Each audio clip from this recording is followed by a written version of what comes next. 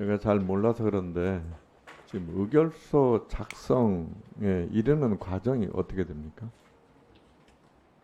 그러니까, 의결서 작성은 이제 예, 보통 이제 주심의원이나 또는 뭐 주무위원이 주로 작성을 하고 예. 같이 검토를 해서 아니, 그러니까 확정하는 그 결과에 이르는 과정을 여쭤보는 겁니다. 지금 회의를 하지 않습니까? 네, 회의를 하고 좀 다른 의견들을 내지 않습니까?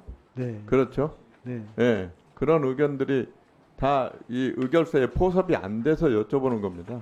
네. 저희 그동안 의결서에는 예, 혹시 그 의원님 혹시 소수의견 말씀을 하시는 건지 예, 뭐 어쨌든 뭐 다른 예. 의견들을 예, 낼 그 수 있다. 다른 그러니까 의견들 왜 여쭤보냐면 사안별로 직무 관련성이 있는가 이 부분을 따져서 어떤 분은 소수 의견을 냈고 어떤 분은 소수 의견을 내지 않았고 이제 대통령 기록물에 관련해서 이건 대통령 기록물로 봐야 된다 안 된다 이렇게 사안별로 쟁점별로 그게 기록되는 게 있냐 여쭤보는 겁니다. 그런 경우는 없었습니다. 그러면 의결서가 결론을 내고 예. 어떤 결론을 내고 그 결론에 이르는 과정들을 논리적으로 쓴 글이다. 이렇게 이해도 되겠습니까? 예, 다수 의견을 정리한 다수 것으로 의견을 생각하시면 정리한 거다. 예, 그렇게 이렇게. 생각하시면 예, 그러면 제가 볼 때는 종결 처리에 반대하는 위원들의 소수 의견들도 제가 볼 때는 굉장히 때로는 용기를 내고 때로는 굉장히 합리성을 갖고 본인들은 또 때로는 합법성을 갖고 주장할 거라고요. 그렇지 않겠습니까? 네. 저도 뭐 회의체에 많이 들어가 보지만 반대 의견 내기가 쉽지가 않거든요.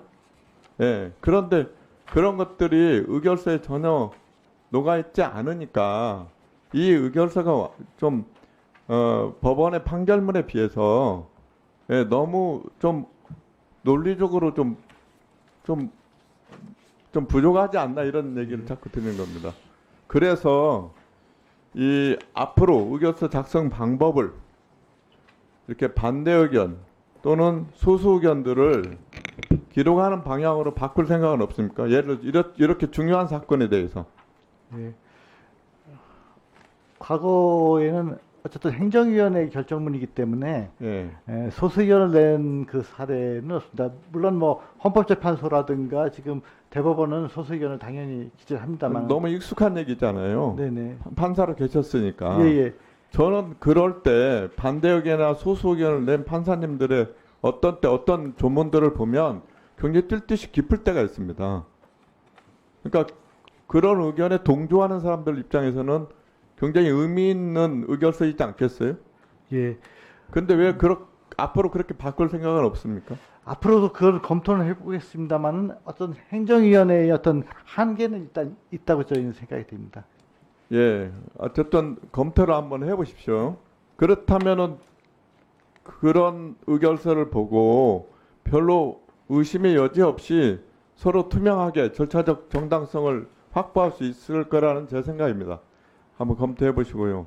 그래서 여쭤보는 건데 아까 존경하는 우리 김현정 의원님께서 얘기했는데 여기서도 지금 페이지 25쪽에 보면 의결서 보면은 위원 9명 중에 4명이 위원이라고 판단할 만큼 가벌성이 높다 이런 내용이 나오거든요. 이게 경강부의하는 거죠. 지금 논리에 끼워 맞추는 억지로.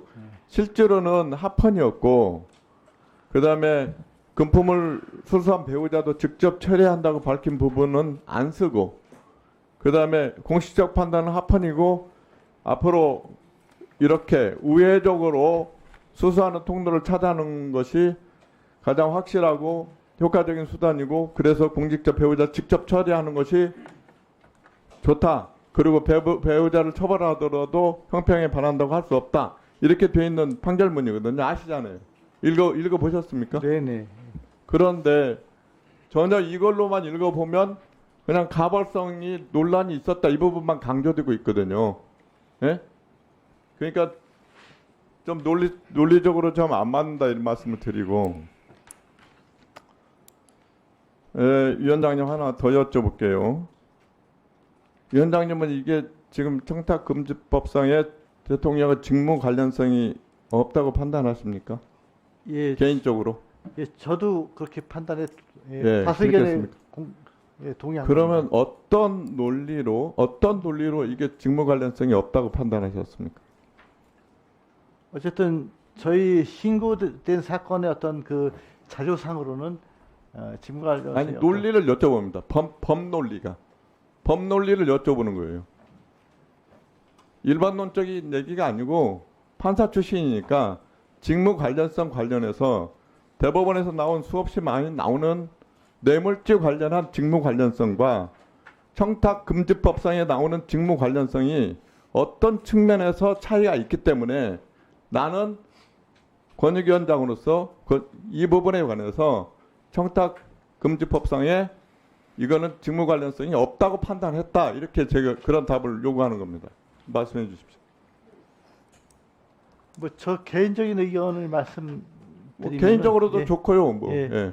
그리고 뭐 다수 의견을 다수 의견 말고요. 예, 지금 법을 개인적인 의견은- 전공하시니까 여쭤보는 겁니다. 예, 구체적인 직무 관련성이 없었다고 그렇게 판단했습니다. 구체적인 내용.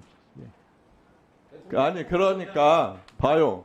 지금 대법원의 판례들을 보면 대통령의 직무에 관해서 굉장히 총괄적이고 행정 업무를 총괄하는 직무인 만큼 포괄적 업무이기 때문에 대통령 직무 관련성이 있다고 뇌물죄에서 다 판시하고 있거든요.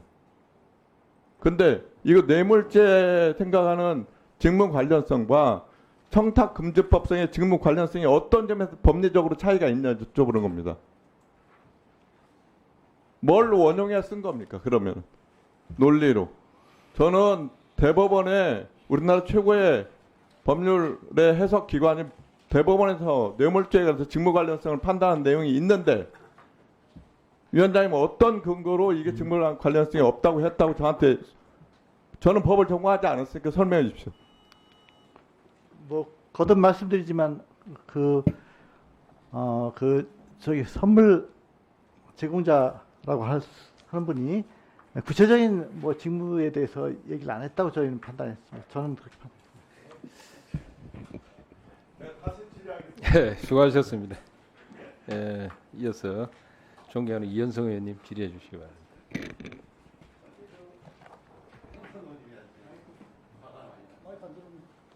마이크 들어옵니까? 예.